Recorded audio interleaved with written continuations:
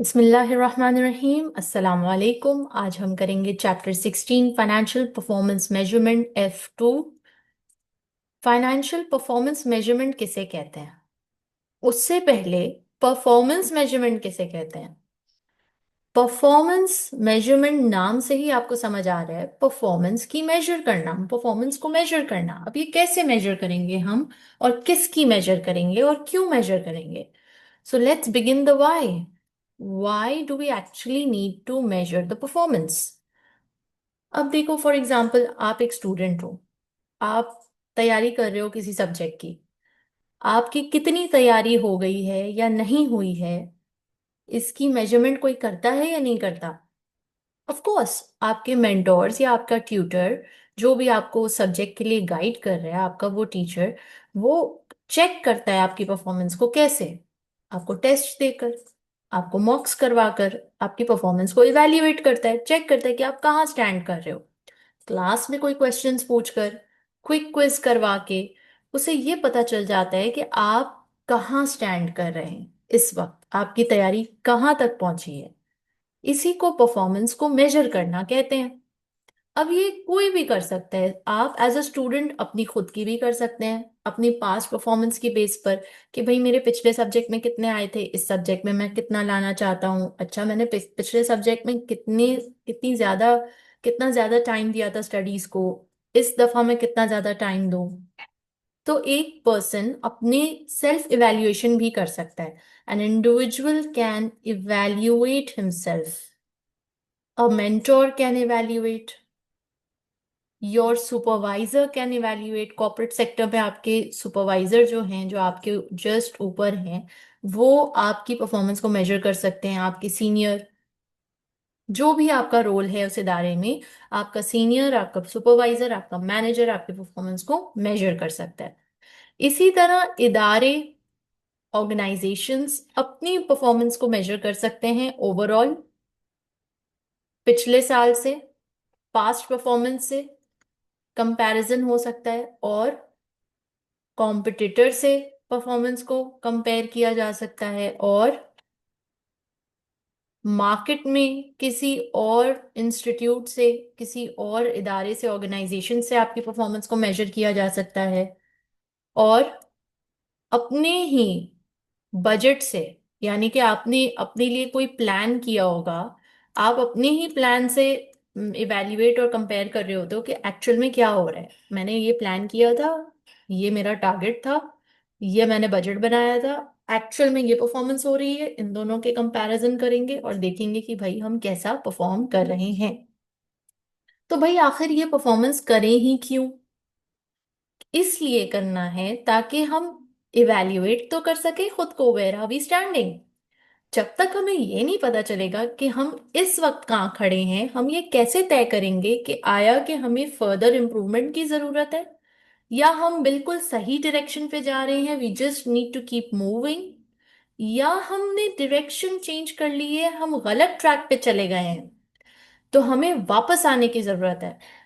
तो ये तभी पता चलेगा ना, जब हम इवैल्यूएट कर रहे होंगे, तभी हम तय कर सकते हैं कि हम कहाँ खड़े हैं, और हम आया कि सही डायरेक्शन में हैं या गलत जगह पहुंच गए हैं, या हमें कुछ इम्प्रूवमेंट करने की जरूरत है अपनी स्पीड में, अपने काम में, अपने इफेक्टिवनेस को, एफिशिएंसी को।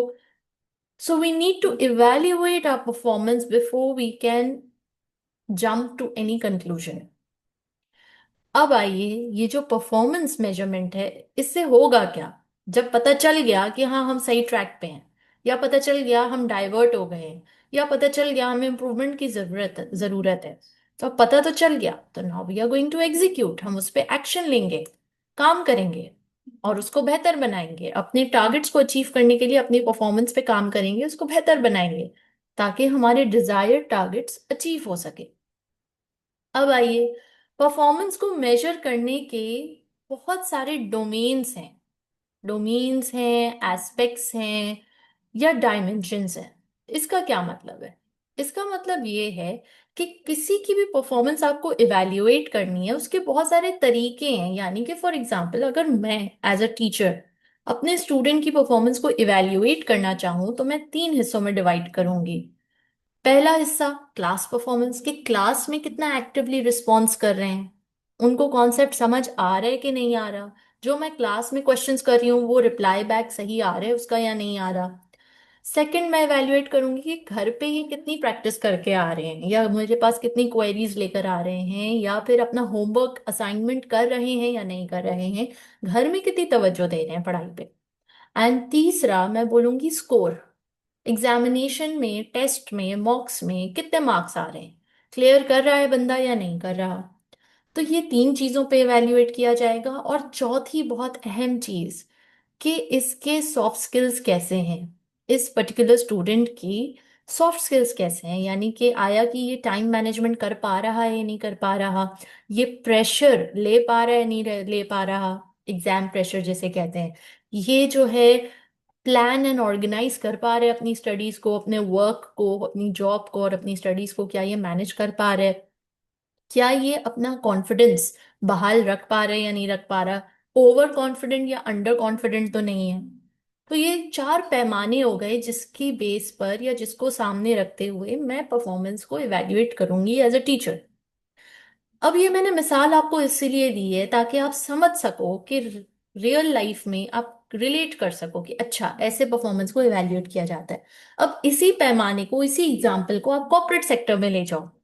और कॉर्पोरेट सेक्टर में डिफरेंट डिफरेंट कारोबार हो रहे हैं, different different departments different different काम करते हैं, तो हर मैनेजर अपने डिपार्टमेंट के लिए रिस्पॉन्सिबल है, वो अपनी टीम की परफॉर्मेंस को इवेल्युएट कर रहा होगा इसी तरह।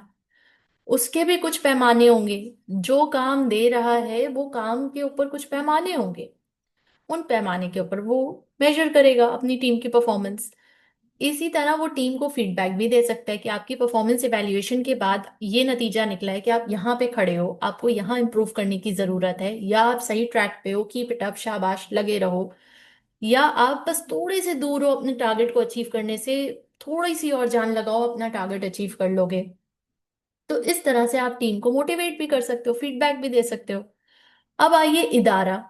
इदारा भी अपने आप को डिफरेंट डिफरेंट पैमाने पे मेजर करेगा अपनी परफॉर्मेंसेस को। तो जो दो मेजर कैटेगरीज हैं जिस कैटेगरी पे वो अपनी परफॉर्मेंस को मेजर करेगा, वो number one financial and number two non financial. यानी एक पैसों के एतबार से वो अपने आप को मेजर करेगा कि कितने पानी में है, कहाँ खड़ा है, आया कि लिक्विडिटी प्रॉब्लम्स हैं कि नहीं है, प्रॉफिट्स आ रही हैं नहीं आ रहे हैं, कितना कैपिटल है, इन्वेस्ट करने के लिए इनफ है या नहीं है, लोगों की सैलरी, उनकी मोटिवेट करने के लिए उनके बोनसेस ये सब हो रहे हैं नहीं हो रहे। अब आइए नॉन फाइनेंशियल, कि आया कि उनका प्रोडक्ट या सर्विस कस्टमर को सेटिस्फाई कर रहा है या नहीं कर रहा, क्या कस्टमर खुश है। अब इसमें फाइनेंस इन्वॉल्व नहीं है, इसमें नंबर्स इन्वॉल्व नहीं है, इसमें वो मामलात इन्वॉल्व है जो सब्जेक्टिव नेचर के होते हैं, जिनको आप नंबर से मेजर नहीं कर सकते। सब्जेक्टिव नेचर का मतलब क्या होता है? सब्जेक्टिव का मतलब होता है कि मेरा डिफरेंट पॉइंट ऑफ व्यू हो सकता है, आपका डिफरेंट। फॉर एग्जाम्पल, हम दोनों एक रेस्टोरेंट गए, ठीक है, आप और मैं, हम दोनों एक दिन रेस्टोरेंट गए और वहाँ खाना खाया। खाना खाने के बाद रेस्टोरेंट वाले अपना फीडबैक का पेपर लेकर आ गए और उसमें उन्होंने कहा हमें रेटिंग दें, हमें बताएं आपको कैसी लगी, हमारी कौन सी डिश आपको सबसे ज्यादा पसंद है। मैंने कहा यार आप बिरयानी का कुछ करें, बिरयानी बहुत बेकार थी आपकी। मैंने सजेशन डाल दी। आपने कहा बिरयानी A1 है, आपकी बिरयानी मुझे सबसे ज्यादा पसंद आई, आप अपना वो जो है ना पालक पनीर उसको चेंज करें, वो उतने मजेदार नहीं है। समझ आ रही है? तो सेम टाइम पर हम दोनों ने सेम डिशेस खाई। मैंने जिसको, मुझे जो पसंद नहीं आया वो आपको बहुत पसंद आया, हम दोनों ने फीडबैक डाला। अब जो रेस्टोरेंट है, जो इदारा है, उसका जो ओनर है, वो जब दोनों फीडबैक्स देखेगा वो क्या बोलेगा है, एक बंदा बोल रहा है बिरयानी A1 है, एक बंदा बोल रहा है निकाल के बाहर फेंको, ये क्या चल क्या रहा है, वो भी सेम टाइम पे सेम डेट पे ये दोनों फीडबैक्स आए हैं।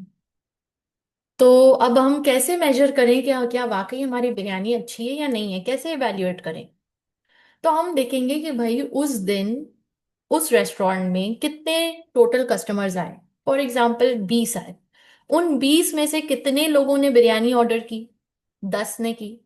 10 का वो फीडबैक हम उठा के देखेंगे और 10 में से कितने लोगों ने कहा बढ़िया A1। अगर 50% अबव कह रही है बढ़िया A1, तो रहने दो, यही हमारा टेस्ट है। और अगर सिर्फ 10% या 20% लोग कह रहे हैं बढ़िया A1 है और 70% लोग कह रहे हैं कि नहीं अच्छी नहीं है बेकार है, तो फिर हमें इसके ऊपर एक्शन लेना होगा। हमें इसकी रेसिपी चेंज करनी होगी या शेफ से बात करनी होगी, या फिर हमें कुछ और इसमें इनोवेशन लेकर आनी होगी। We'll have to check where we are going wrong and we need to correct it. अब आपको बात समझ आई कि ये नॉन फाइनेंशियल और फाइनेंशियल डेटा दोनों में डिफरेंस क्या है, और दोनों की परफॉर्मेंस मेजरमेंट करेंगे तभी तो पता चलेगा हम कहाँ खड़े हैं, तभी तो हम कोई फैसला ले पाएंगे कि आया कि इम्प्रूवमेंट की जरूरत है या नहीं, या हम जो कर रहे हैं वो करते रहें। Therefore, this topic is very important कि हमें एज एन अकाउंटेंट इस बात की समझ हो कि परफॉर्मेंस को मेजर करते कैसे हैं। फाइनेंशियल परफॉर्मेंस मेजरमेंट में प्रॉफिटेबिलिटी और प्रोडक्टिविटी को कैसे मेजर करते हैं, इसको हम एसओएफपी में कैसे रिकॉर्ड करेंगे, मैनेज कैसे करेंगे इन मेजर्स को, कॉस्ट कंट्रोल कॉस्ट रिडक्शन क्या होती है, और वैल्यू एनालिसिस किसे कहते हैं। तो सबसे पहले हम फाइनेंशियल परफॉर्मेंस मेजरमेंट का चैप्टर पढ़ेंगे और इसकी चीजों को देखेंगे।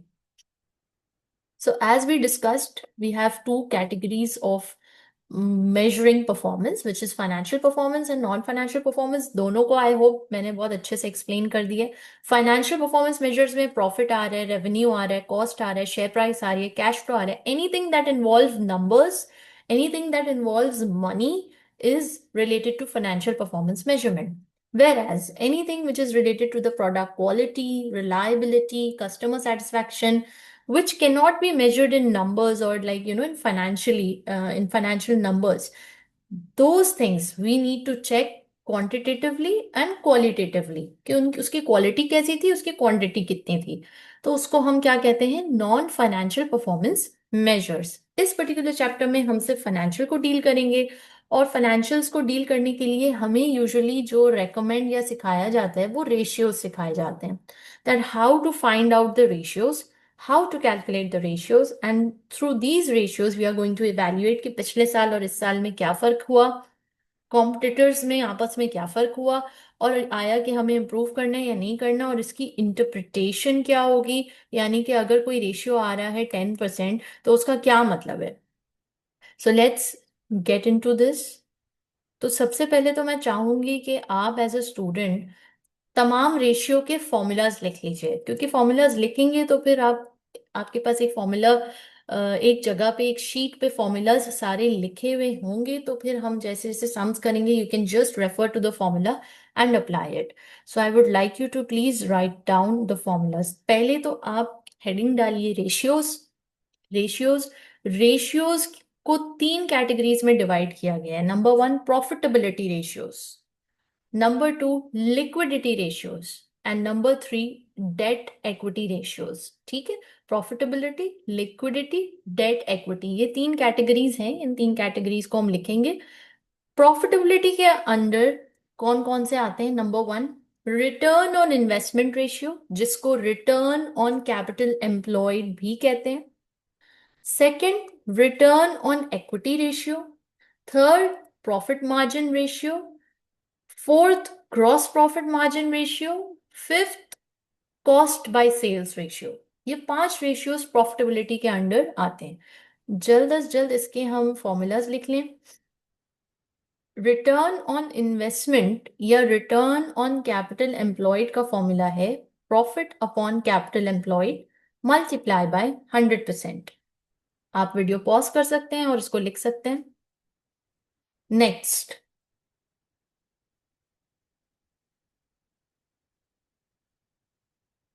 एक इक्वेशन है जो आपको पता होना चाहिए। Capital employed is equals to non current assets plus investments plus current assets minus current liabilities. ये इंपॉर्टेंट है क्योंकि बाज़ औक़ात क्वेश्चंस में आपको कैपिटल एम्प्लॉयड पूछा जाएगा and you will be given all this data. You need to find out the capital employed by adding non current assets, investments, current assets and minus current liabilities. जब भी profit का word आए समझ जाएं operating profit before tax की बात हो रही है, पीबीआईटी की बात हो रही है, आरओसीई का formula operating profit upon ordinary share holder funds plus non current liabilities, ये फॉर्मूला भी हो सकता है। तो यानी आरओसीई के दो फॉर्मूलाज हो गए। पहला रिटर्न ऑन इन्वेस्टमेंट और रिटर्न ऑन कैपिटल एम्प्लॉयड, पहला फॉर्मूला क्या है, प्रॉफिट अपॉन कैपिटल एम्प्लॉयड। और दूसरा ये जो प्रॉफिट है इसको पीबीआईटी कहा जा रहा है, और जो कैपिटल एम्प्लॉयड है उसका भी आपको अलग से गिवन है। या तो आप इस तरह से कैलकुलेट करेंगे, non current plus investment plus current minus current liabilities, या फिर ordinary share holder funds plus non current liabilities. अब ये डिपेंड करता है कि क्वेश्चन में आपको डेटा क्या गिवन है। You must be aware of both the formulas, you need to learn them, because ये फॉर्मूला शीट में एग्जाम में गिवन नहीं होता।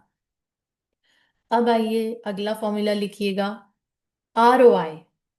आर ओ आई का फॉर्मूला है controllable traceable profit divided by controllable traceable investment multiply by 100। R O I return on investment, ये दूसरा formula है। मतलब आपने ऊपर आरओआई और आरओसीई का देखा, तो ये दूसरा उसका एक पहलू है कि हो सकता है आपको ट्रेसेबल प्रॉफिट और ट्रेसेबल इन्वेस्टमेंट गिवन हो, तो इस तरह से आप निकालोगे। Next are I, return residual income, controllable traceable profit minus imputed interest charge on controllable traceable investment. RI, controllable traceable profit minus imputed interest charge on controllable traceable investment। ये formula लिख लिया आपने। फिर नेक्स्ट आइए,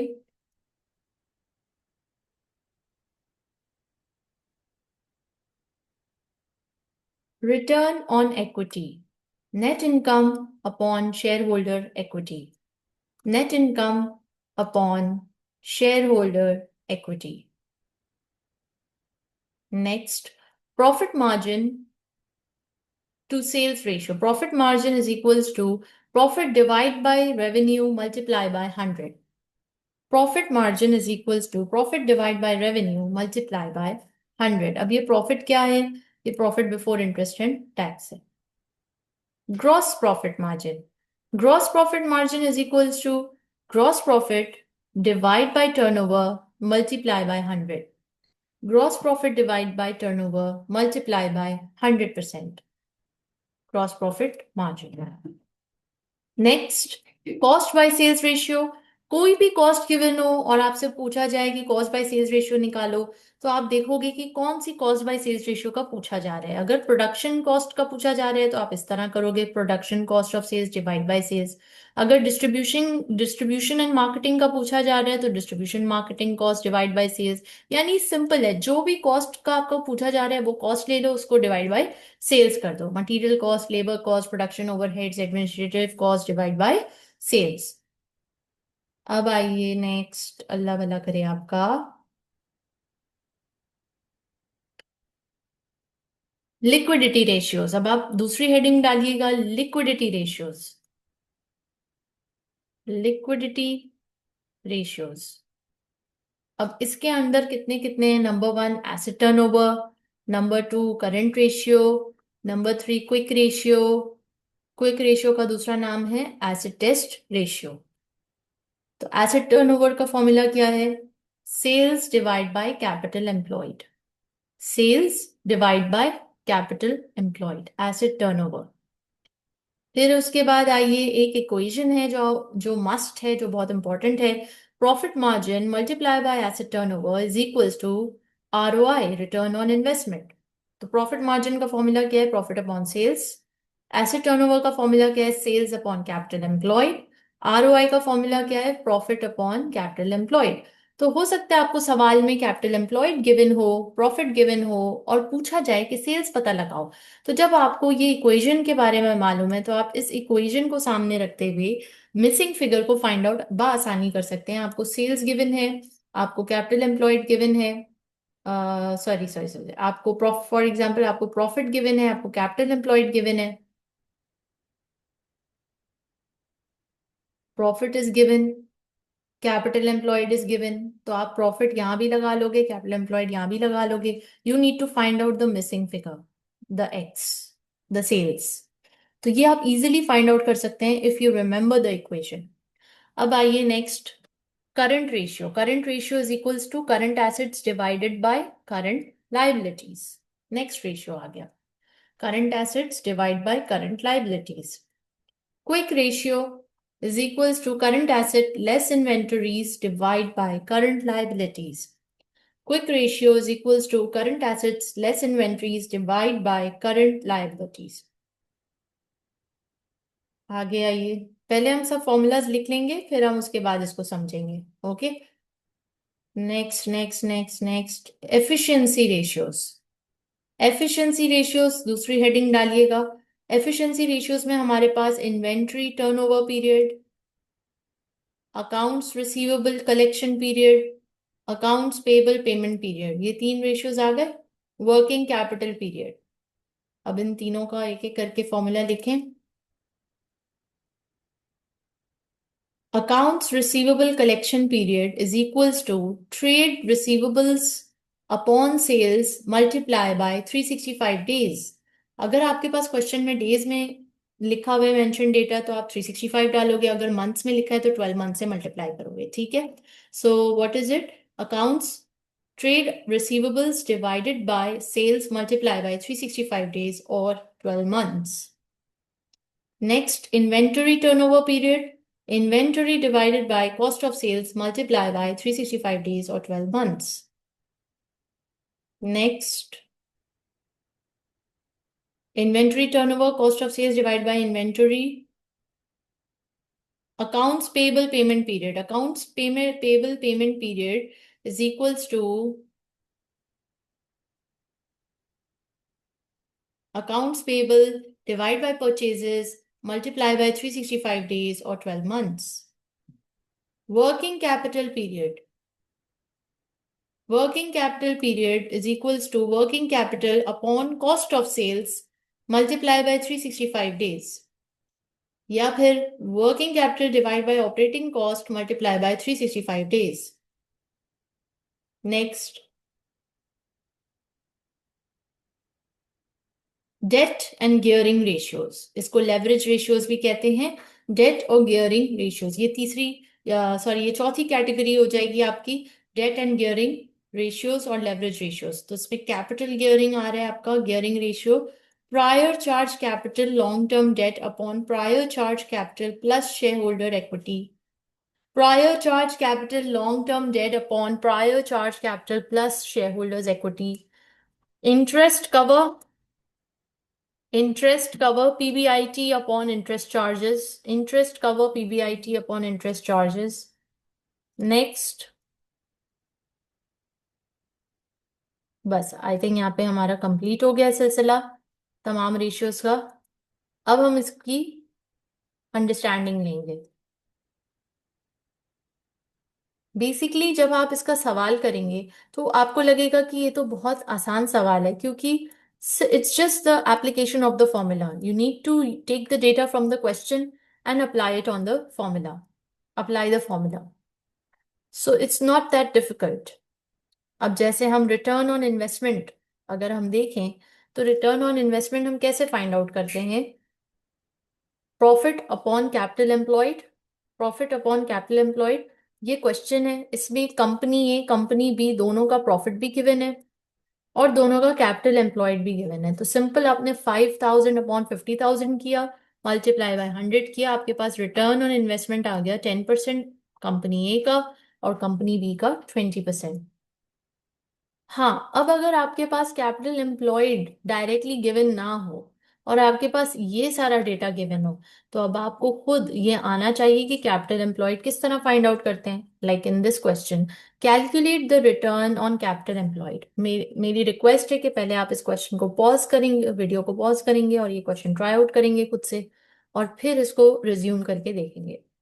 तो turnover given है 3,35,27,508. Cross profit given है, operating profit given है, शॉर्ट टर्म बोरोइंग्स गिवन है, ट्रेड रिसीवेबल गिवन है, ट्रेड पेबल गिवन है. आपने ROCE निकालना है. अब हमें इसका फॉर्मूला पता है कि profit upon capital employed multiply by 100. But क्या यहाँ क्वेश्चन में आपको डायरेक्टली कैपिटल एम्प्लॉयड कहीं भी गिवन है? नो, इनडायरेक्टली गिवन है. हमें फाइंड आउट करना होगा. Excuse me. अल्हम्दुलिल्लाह। आपको फाइंड आउट करना होगा capital employed non current asset plus investment plus current asset minus current liabilities. अब आपको यहाँ पे नॉन करंट एसेट भी गिवन है, यस। आपके पास इन्वेस्टमेंट्स गिवन है, इन्वेस्टमेंट्स कहीं एज सच मेंशन नहीं है, प्लस करंट एसेट गिवन है। Current asset yes, trade receivables को करंट एसेट कहते हैं, कैश एट बैंक को करंट एसेट कहते हैं। करंट लाइबिलिटीज गिवन है, यस। ट्रेड पेबल्स गिवन है करंट लाइबिलिटी की शक्ल में, शॉर्ट टर्म बोरिंग्स गिवन है। बस फिर क्या है, अब आप कीजिए, नॉन करंट प्लस इन्वेस्टमेंट है नहीं तो इन्वेस्टमेंट को छोड़ दें, plus current asset minus current liability. तो ये आपका कैपिटल एम्प्लॉयड निकल आएगा। और profit, profit before interest and tax, profit हमारे पास दोनों गिवन है, ग्रॉस प्रॉफिट भी और ऑपरेटिंग प्रॉफिट भी। तो आपको पता है हम कौन सा यूज करेंगे, ऑपरेटिंग प्रॉफिट यूज करेंगे ऑफ कोर्स, पीबीआईटी। तो जब आप इसको करेंगे तो आपके पास ये देखें आंसर आ जाएगा।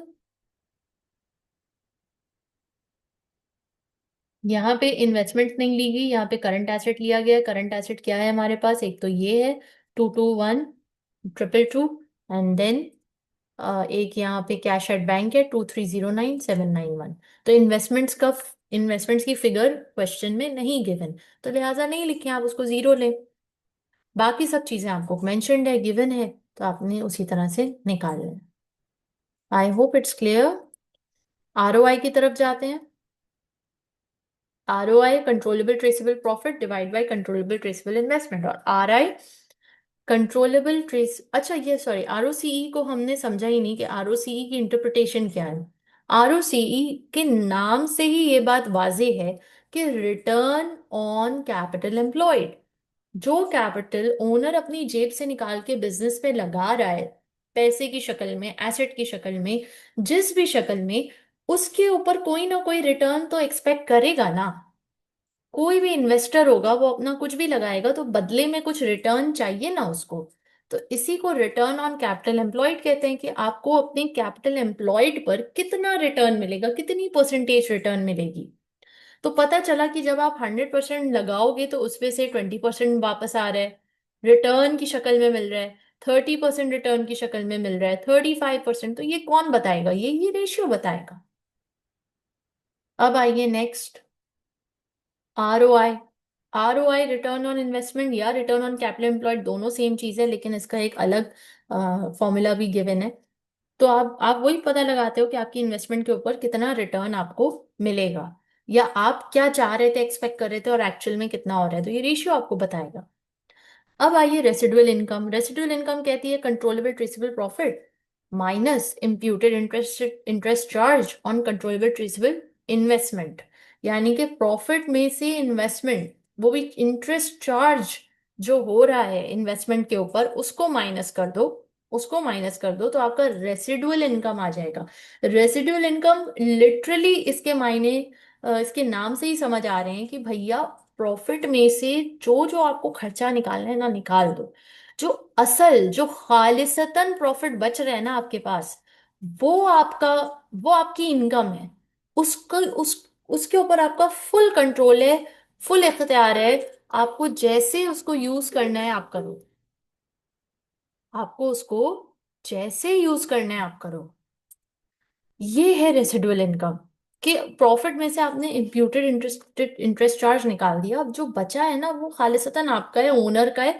उसकी मर्जी दोबारा से इन्वेस्ट करे बिजनेस में, उसकी मर्जी रेसिडुअल इनकम की तरह अलग रख ले, उसकी मर्जी, उसका जो मर्जी आए करे। That's residual income, that's the pure income that you have earned through that business. Now calculation of ROI and RI. इसकी कैलकुलेशन कैसे हो रही है ये देखिए, एक छोटा सा सवाल है। Division M is a division of MR PLC. The following data relate to Division M. Net assets $20 billion, annual profit $5 million, cost of capital 15% per annum. MRC PLC is considering two proposals. दो proposals हैं, दोनों को सामने रखा है। Proposal 1, invest a further $2 million in non-current assets to earn an annual profit of $0.4 million. Annual profit कितना कमाना है, 0.4 मिलियन का, और इन्वेस्टमेंट कितनी है, 2 मिलियन की नॉन करंट एसेट्स में।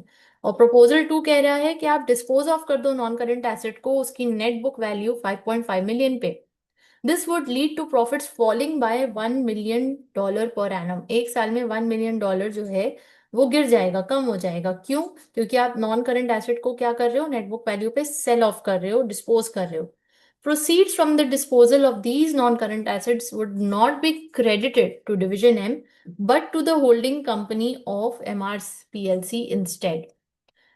ठीक हो गया, दो प्रपोजल्स हैं हमारे पास। हमें करना क्या है, रिक्वायरमेंट कह रही है number one, calculate the current ROI and RI for division M. Simply formula उठाइए, डेटा लीजिए, फॉर्मूला अप्लाई कर दीजिए, दैट्स इट। आपको करंट आरओआई निकालना है, रिटर्न ऑन इन्वेस्टमेंट, और करंट आरआई निकालना है। तो करंट आरओआई कैसे निकलेगा, traceable profit divide by traceable investment, yes और नो। और फिर दूसरी रिक्वायरमेंट क्या कह रही है, consider each of the two proposals and show how ROI and RI would change if these proposals were adopted. तो सबसे पहले तो आप करंट निकाल लें, तो करंट इस डेटा से निकलेगा, यस और नो।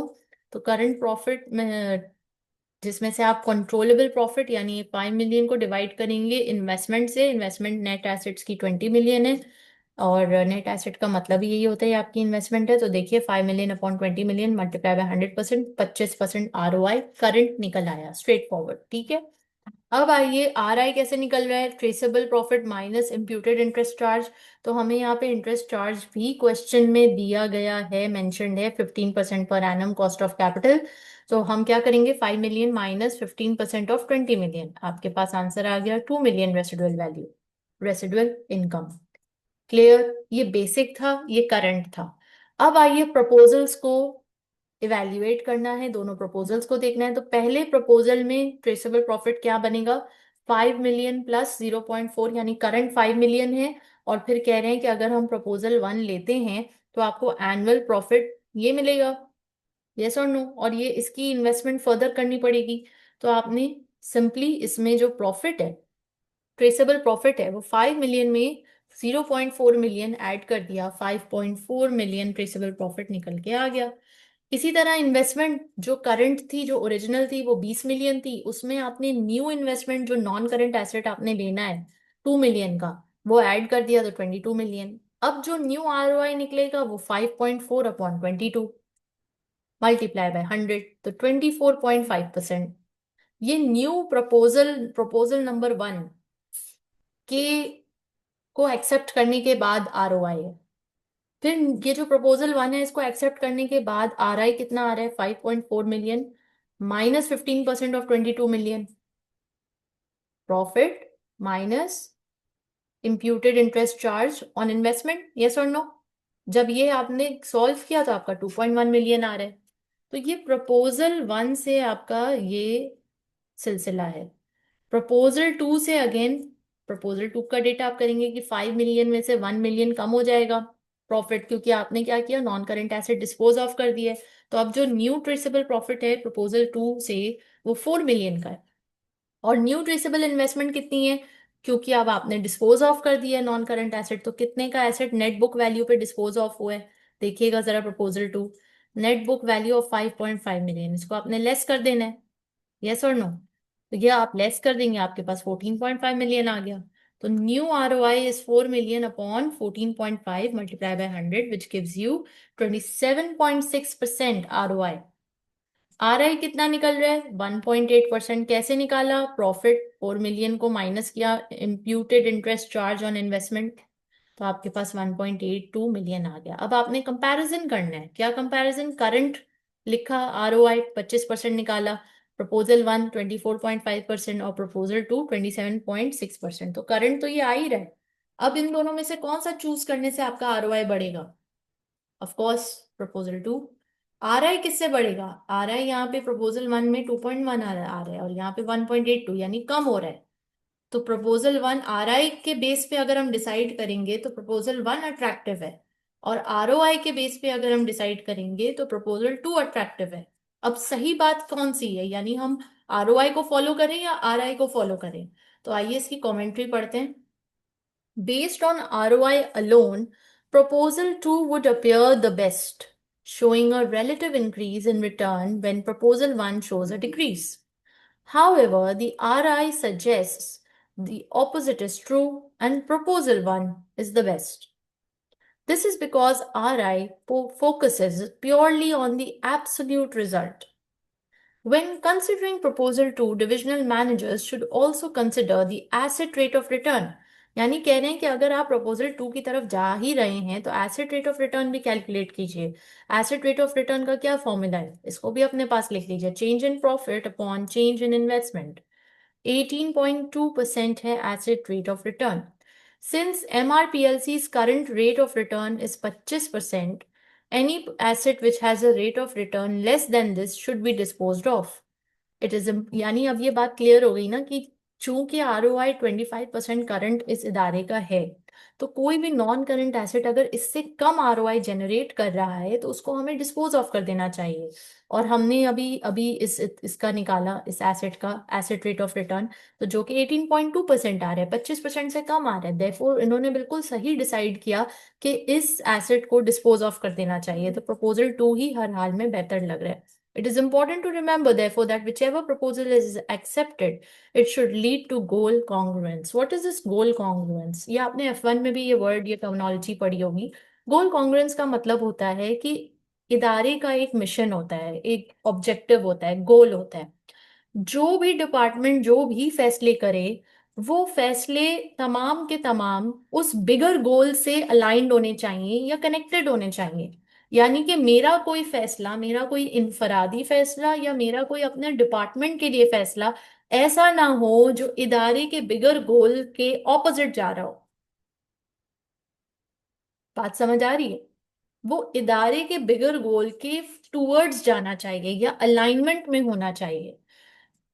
लाइक फॉर एग्जाम्पल, इसको आम जबान में मैं कहूँ अगर समझाने के लिए, कि अम्मा अब्बा कह रहे हैं कि हमारे घर में मेहमानों की बड़ी रिस्पेक्ट की जाती है, और जो अम्मा अब्बा के बच्चे हैं वो मेहमानों से घबराते हैं, भागते हैं।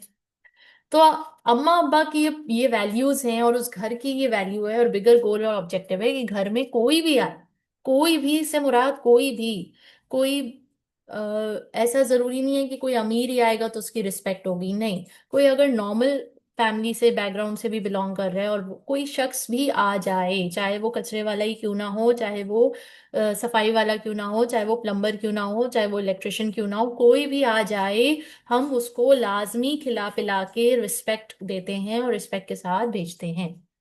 अब घर में जो बच्चे हैं वो बड़े हो रहे हैं, 12 साल, 13 साल, 14 साल, टीन एज में आ रहे हैं। कभी कभार अम्मा नहीं है घर पे और बच्चे हैं पीछे, और पीछे से कोई आ गया, तो बच्चों ने उसको दरवाजा तक नहीं खोला कि भाई खोलेंगे तो फिर कौन देगा। ठीक है? तो अब ये डिसीजन किसका था? बच्चे का था।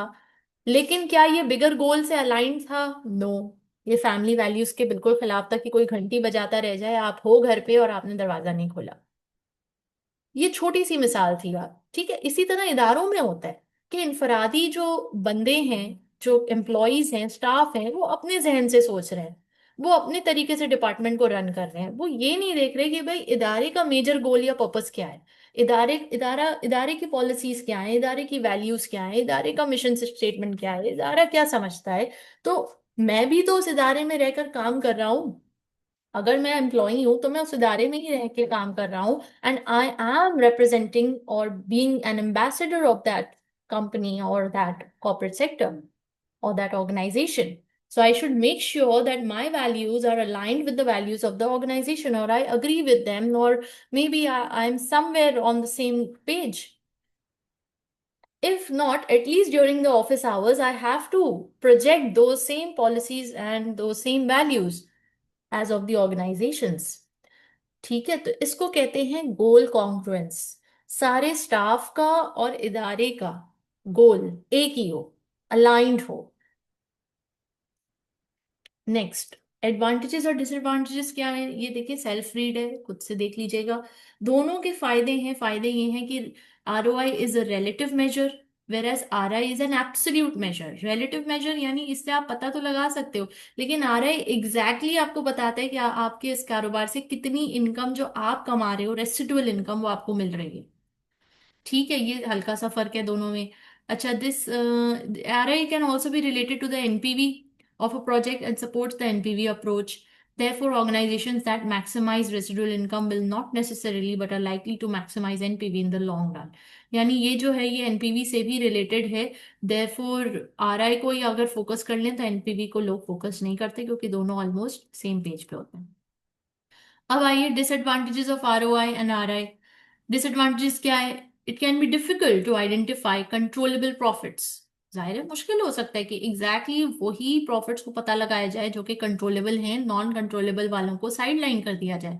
अब जो नॉन कंट्रोलेबल चीजें हैं वो, जैसे फॉर एग्जांपल अब हमारे कंट्रोल में नहीं था कि कोविड आ गया, तो उस दौरान उस पीरियड में कंपनी प्रॉफिट नहीं कमा सकी, सेल्स नहीं कर सकी, बहुत सारे लोग नहीं कर सके, स्कूल्स नहीं खुल सके, कॉलेजेस नहीं खुल सके, तो बहुत सारे लोगों को बहुत ज्यादा इम्पैक्ट पड़ा। तो वो कंट्रोल में नहीं था, सबने उसको फेस किया, वो किसी एक पर्सन के कंट्रोल में नहीं था। Next, when organizations value assets at net book value, ROI and RI generally increase.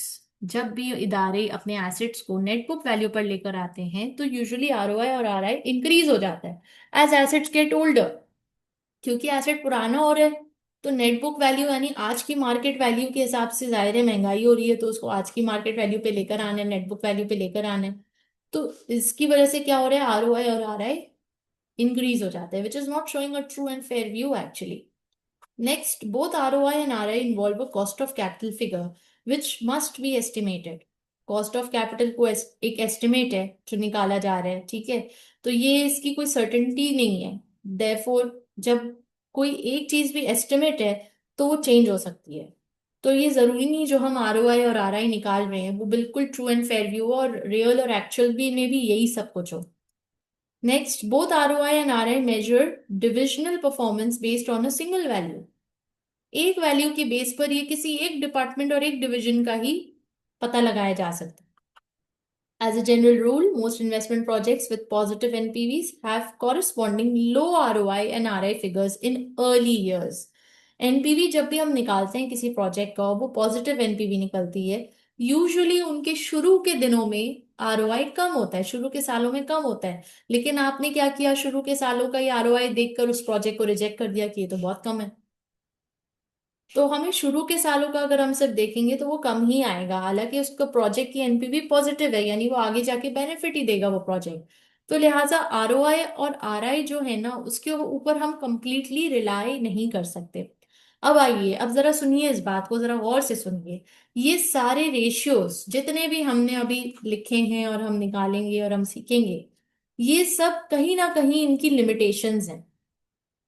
यानी कि हम इन रेशियोज पे कंप्लीटली एंड एंटायरली रिलाई नहीं कर सकते किसी भी डिसीजन के हवाले से।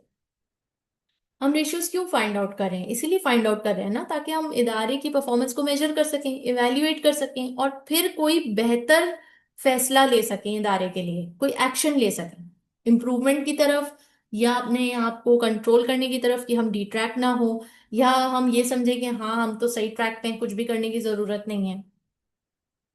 ठीक। तो ये रेशियोज इसलिए हमें हेल्प आउट कर रहे हैं। लेकिन अगेन इसकी लिमिटेशंस हमें बहुत अच्छे से मालूम होनी चाहिए कि ये कंप्लीटली और एंटायरली रिलायबल नहीं है कि बस इसी को देखते हुए कि हाँ आरओआई 25% है, बहुत बढ़िया बहुत बढ़िया, ले ले ले ले, ये प्रपोजल कर ले, या इस प्रपोजल के बेस पे ये डिसीजन ले ले, या फलाना चीज या ये एसेट ले ले, नहीं, या ये प्रोजेक्ट में इन्वेस्ट कर ले, नहीं।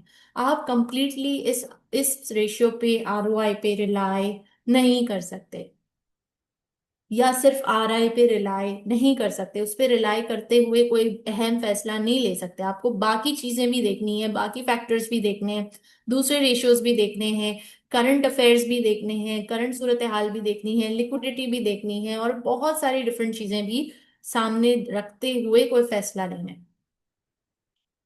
Next, return on equity, ROE. Return on equity net income divide by share holder equity, ये क्या मेजर करती है? It measures the ability of a firm to generate profits from its share holders investment in the company. क्या कह रहे हैं, return on equity ratio measures the ability of a firm to generate profits from its shareholders investment in the company। यानी कि अब एक इदारा जिसमें शेयर होल्डर इन्वेस्ट कर रहा है, वो इदारा उस इन्वेस्टमेंट अमाउंट से कितना कमा पा रहा है। सिर्फ शेयर होल्डर की इन्वेस्टमेंट की बात हो रही है, तमाम कैपिटल की बात नहीं हो रही। कैपिटल में दो तरह का कैपिटल आ जाता है, equity capital and debt capital. Debt capital वो है जो बैंक से उधार ली है, वो भी तो यूज करना है ना कारोबार में। लेकिन यहाँ पे उसकी बात नहीं हो रही, यहाँ पे सिर्फ शेयर होल्डर इक्विटी की बात हो रही है। शेयर होल्डर की इन्वेस्टमेंट जो कंपनी में है उसमें से कितना कंपनी कमा पा रही है या रिटर्न जनरेट कर रही है, ये कौन बताता है? ROE, net income upon share holders equity. अब आइए इसकी एग्जांपल बहुत आसान है। XYZ is a retail store that sells tools to construction companies across the country. XYZ reported net income of $1 lakh during the year. Before preference dividends of $10,000, XYZ had $1 lakh 4.5 ordinary shares in issue during the year. XYZ would calculate ROE as follows. क्या है? 1 lakh minus 10,000। 1 lakh क्या था? Net income. Minus 10,000 क्या था? Dividends जो पे हुए। Divided by 4,50,000। 4.5 के ऑर्डिनरी शेयर्स हैं, कितने शेयर्स हैं? 1 लाख के। 1 लाख मल्टीप्लाई बाय 4.5, तो total share holder equity 4,50,000। Simply formula apply किया, आंसर क्या आ गया? 20% ROE। ठीक। Next, profit margin. Profit margin, profit divide by revenue multiply by 100। ये कौन सा प्रॉफिट है? ये profit before interest and tax है, ये ऑपरेटिंग प्रॉफिट है जिसको कंसिडरेशन में लिया जा रहा है। ठीक है जी। Gross profit, gross profit upon sales multiply by 100, ये दोनों बहुत आसान है एंड ब्रॉड फॉरवर्ड नॉलेज भी है MM1 से। Gross profit upon sales data given है, ग्रॉस प्रॉफिट निकालेंगे। ग्रॉस प्रॉफिट कैसे निकालते हैं? ग्रॉस प्रॉफिट और नेट प्रॉफिट में क्या फर्क है? ग्रॉस प्रॉफिट हम निकालेंगे, sales minus cost of sales will give you gross profit. ठीक है। उसके बाद जब आप एक ओवरहेड्स, डिफरेंट डिफरेंट ओवरहेड्स को माइनस करते हैं तो फिर आपको क्या मिल जाता है? Net profit.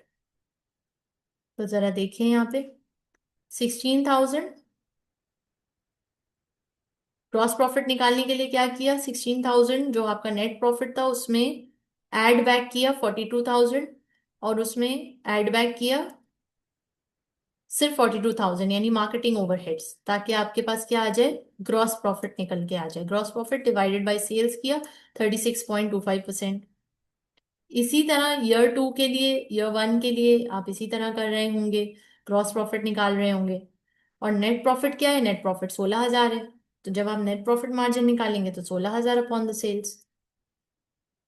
I hope this is clear. Cost upon sales ratio बहुत आसान है, ये मैं नहीं कराऊंगी, ये आप खुद से देख लो, बहुत आसान है। जो भी कॉस्ट बाय सेल्स रेशियो निकालनी है, कॉस्ट अपॉन सेल्स करो, मल्टीप्लाई बाय 100 करो, दैट्स इट।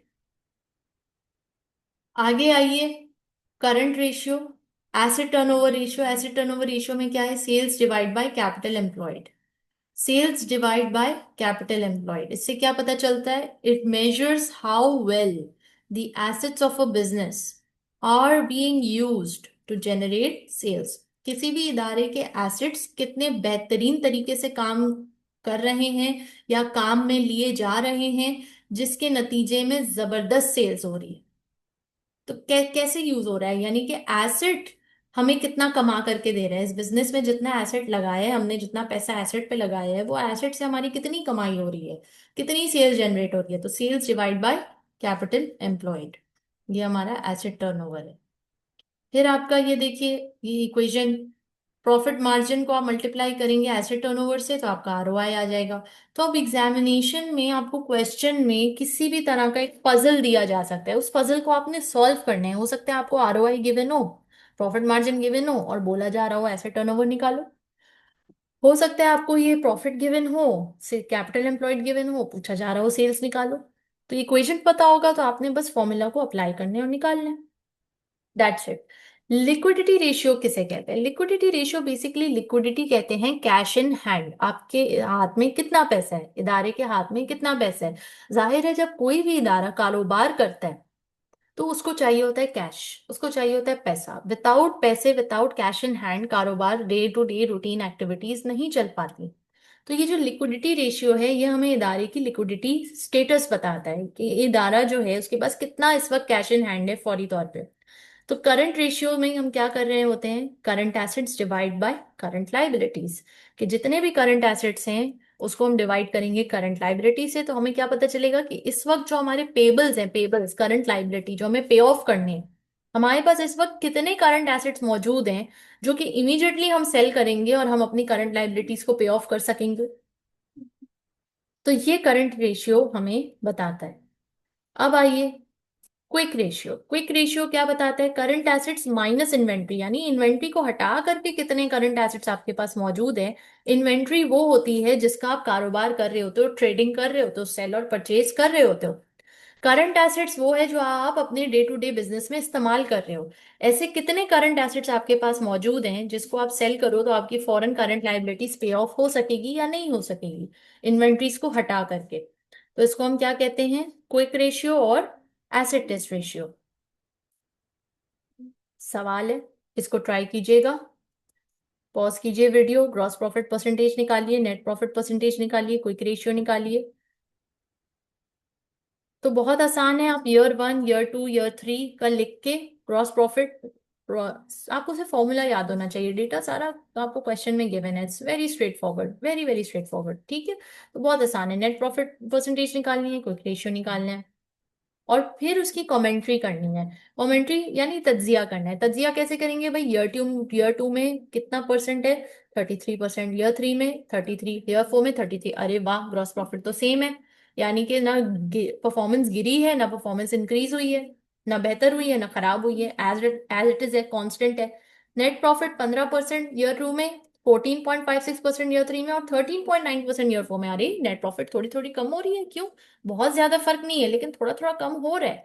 और ईयर 3 से ईयर 4 में तो ज्यादा ड्रॉप हुआ है। तो क्यों ड्रॉप हुआ है? हो सकता है मार्केटिंग एक्सपेंसेस बढ़ गए हों, अदर ओवरहेड्स, अदर एक्सपेंसेस बढ़ गए हों, क्योंकि ग्रॉस प्रॉफिट तो सेम है। तो अदर एक्सपेंसेस का ही मसला है। अब आइए क्विक रेशियो। क्विक रेशियो क्या कहता है कि कितनी जल्दी आप पे ऑफ कर सकते हो अपनी करंट लाइबिलिटी। तो आपके पास इतने करंट एसेट्स हैं, 2.6 टाइम्स आप अपनी लाइबिलिटीज को पे ऑफ कर सकते हो। ईयर 3 में आपके पास इतने करंट एसेट्स हैं जिसमें सिर्फ 0.9 टाइम्स आप लाइबिलिटी को पे ऑफ कर सकते हो। और ईयर 4 में आपके पास इतने ही करंट एसेट्स अवेलेबल हैं जिसमें 1.4 टाइम्स आप अपनी लाइबिलिटी को पे ऑफ कर सकते हो। तो सबसे खराब परफॉर्मेंस कब की है लिक्विडिटी में? ईयर 3 की, जहां पे आपको सबसे ज्यादा खर्चा है कि यहाँ तो आपका मतलब आप बैंक मतलब लाइबिलिटीज नहीं पे ऑफ कर सकोगे, तो आप तो डिफॉल्टर बन जाओगे। ठीक, ईयर 2 में बहुत अच्छा था, ईयर 4 में भी ड्रॉप हुआ हुआ है, लेकिन बेहतर है ईयर 3 से। तो ऐसा मतलब क्यों हो रहा है? तो यही तो है, हमें तज्जिया करना है, परफॉर्मेंस को मेजर करना है, वैल्यूएट करना है, और फिर इन्वेस्टिगेट करना है कि ऐसा क्यों हो रहा है, क्या पॉसिबल रीजंस हो सकते हैं, और फिर इसको बेहतर कैसे बनाया जाए।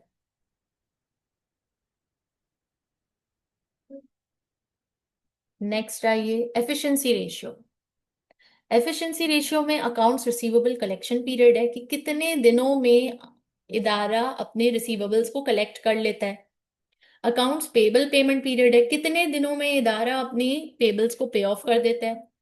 इन्वेंटरी टर्नओवर पीरियड है कि कितने दिनों में जो एक सिलसिला है रॉ मटेरियल के परचेज करने का, प्रोसेस करने का, मैन्युफैक्चर करने का, फिर डिस्ट्रीब्यूटर के पास पहुंचाने का, फिर वो सेल होने का, और फिर कस्टमर की जेब से वो पैसे निकल करके वापस हमारे इदारे के पास आ जाएं, ये कितने अरसे में होता है? इन्वेंट्री टर्नओवर पीरियड, कितने देर तक इन्वेंट्री आपके शेल्फ में पड़ी रहती है, मतलब आपके गोदाम से लेकर दुकान की शेल्फ तक, और फिर वापस वो पैसे में कन्वर्ट होने तक कितना पीरियड लग रहा है, इसको इन्वेंट्री टर्नओवर पीरियड कहते हैं।